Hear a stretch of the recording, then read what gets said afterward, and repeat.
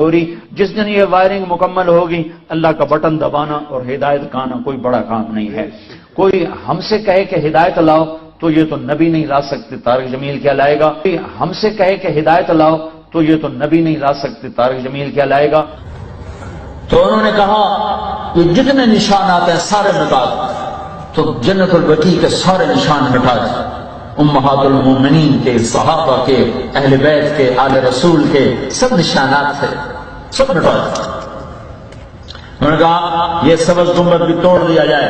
قبر پہ گنبد بنانا منع ہے، اور بالکل صحیح بات ہے، منع ہے، قبر پہ گنبد بنانا منع ہے، تو توڑ دیا جائے۔ آپ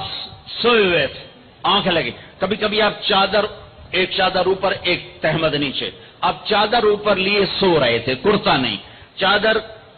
اوپر سے ہٹ گئی، حضرت حسن آئے، چھوٹے بچے، اور دوڑتے دوڑتے آ کر اپنے نانا کے پیٹ پہ چڑھ گئے،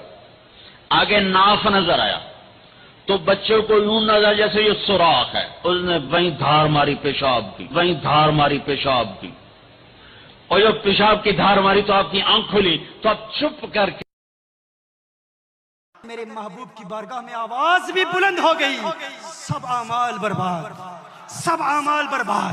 تمہاری نمازیں، تمہارا روزہ، تمہارے حج، زکوٰۃ، تسبیحات، خطابات، بیانات، شیخ الحدیث ہو، شیخ القرآن ہو، شیخ التفسیر ہو، محدث، مقرر، خطیب، عالم، جو کچھ بھی ہو، بروز قیامت سب کچھ منہ پہ مارا جائے گا۔ کیوں؟ کیونکہ محبوب کی توہین کی ہے، محبوب کی گستاخی کی ہے۔ اور فرق دیکھ لو، مشرک کے لیے یہ نہیں فرمایا، قرآن کریم میں جہاں مشرک کا فرمایا وہاں یہ نہیں فرمایا شرک بھی یقیناً عبادات کو ختم کر دیتا ہے، لیکن یہ نہیں فرمایا جو شرک کرے گا عبادات ختم ہو جائیں گی اور اسے عبادات کی تباہی کا اندیشہ اور علم بھی نہیں ہوگا، یہ نہیں فرمایا۔ قرآن میں یہ نہیں فرمایا اگر کوئی شرک کرتا ہے تو شرک کرنے کے بعد اس کے اعمال تو برباد ہو جائیں گے، یہ نہیں فرمایا کہ اعمال کی بربادی کا شعور نہیں ہے،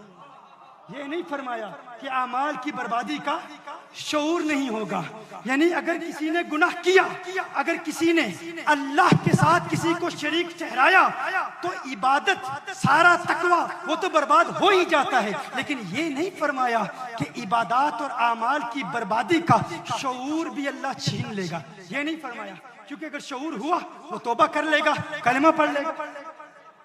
لیکن حضور کے گستاخ کے متعلق کیا فرمایا؟ فرمایا اگر میرے محبوب کی گستاخی کی، اعمال بھی برباد اور اعمال کی بربادی کا شعور بھی نہیں ہوگا، پتہ بھی نہیں چلے گا۔ اللہ فرما رہا ہے اگر شعور دے دیا تو توبہ کر لے گا۔ ارے محبوب کے گستاخ اگر گستاخی کی تو جبہ بھی پہنے رکھے گا، تو نمازیں بھی پڑھائے گا، تو روزے بھی رکھے گا، تو تقریریں بھی کرے گا، تو عبادات بھی کرے گا، آخرت میں بڑے فخر سے جائے گا میں عالم ہوں، میں مفتی ہوں، شیخ القرآن ہوں، لیکن اللہ نے تیرے تمام عبادات کو برباد کر دیا، تجھے بربادی کا شعور تک نہیں دیا، کیونکہ اللہ توبہ کا موقع ہی نہیں دینا چاہتا۔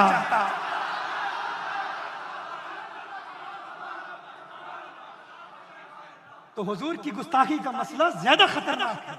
یہ زیادہ خطرناک ہے۔ وَأَنْتُمْ لَا تَشْعُرُونَ، تمہیں گستاخی کا شعور ہی نہیں ہوگا کہ سب کچھ برباد ہو چکا، سب کچھ تباہ ہو چکا۔ اسی لیے